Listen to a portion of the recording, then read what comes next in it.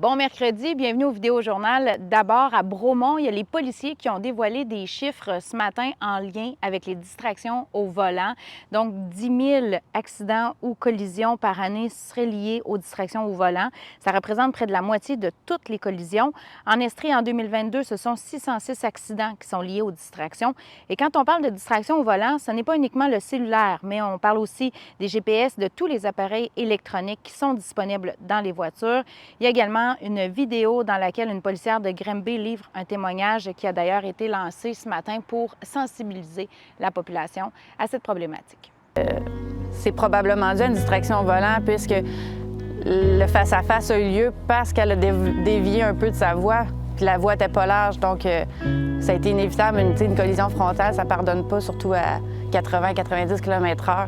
Donc, de voir la mère de famille, puis ça, je l'ai su parce que quand on ouvrait le coffre à gants, il y avait des carnets de santé d'enfants.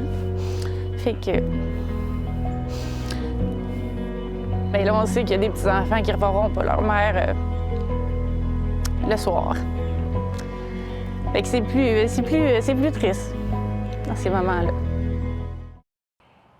Récemment, on vous parlait des opérations de visibilité des différents syndicats dans le milieu scolaire. Donc, ils se sont fait entendre, les enseignants, le personnel de soutien se sont fait entendre et ils se sont fait voir dans le cadre des négociations avec Québec.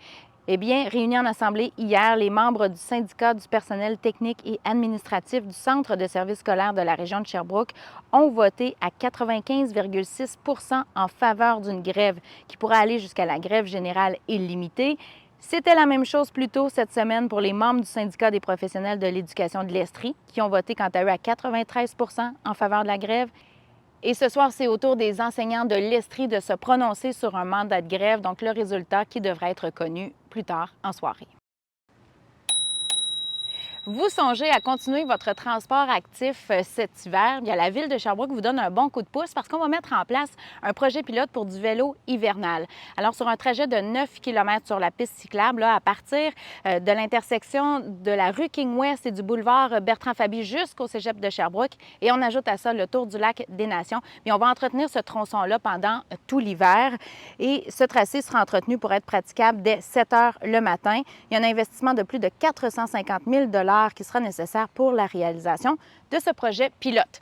Et quoi demander de mieux qu'une journée comme celle-ci aujourd'hui pour faire du vélo? Pourquoi pas? Alors profitez-en bien, je vous retrouve demain. Bye bye!